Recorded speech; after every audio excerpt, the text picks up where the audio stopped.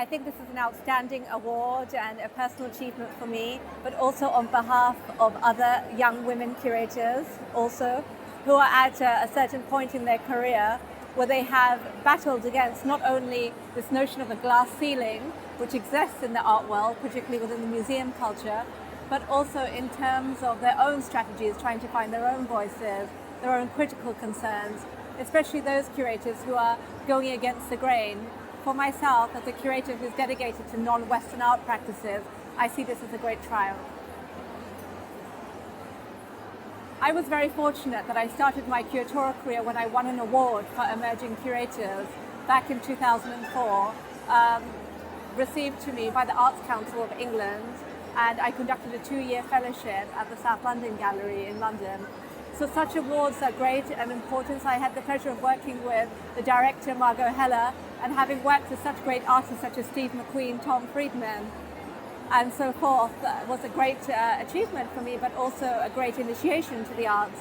I believe women do require a lot of support, a lot of mentoring, perhaps, starting with academia and then following through within the career as well.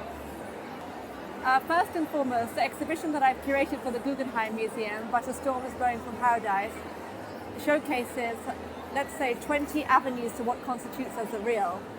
Yes, these works are originating or about or connected to a region that unfortunately in the news is heavily populated with negative images. My intention wasn't to show that, it was more to create a more poetic analysis.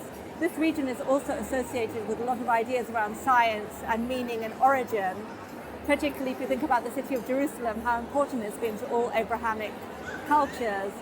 But more so, I was more interested in exploring the concept of geometry, both as a kind of conceptual idea, a branch of the thinking sciences, mathematics in particular, and how that relates to logic and how logic relates to truth. So very much my ideas were narrative driven. They weren't really based going country by country necessarily.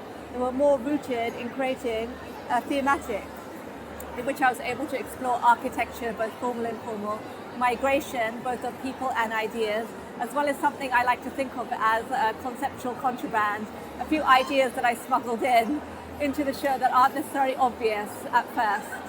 And there is also this idea of cross-circulation of both meaning and knowledge. In terms of choosing 50% men and 50% women, this was a conscious decision. I wanted to create a balanced ratio for the Guggenheim.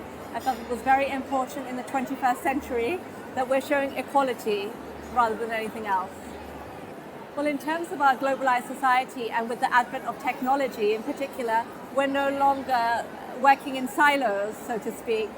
Europe and North America are not necessarily the epicenter anymore. We are living in a globalized world where it is very easy to communicate through Skype, through technological devices, with people working and living in different time zones. And I think for me, having received this award, not being American, holding a British passport and being of Iranian origin is highly significant, both for myself and for ArtTable.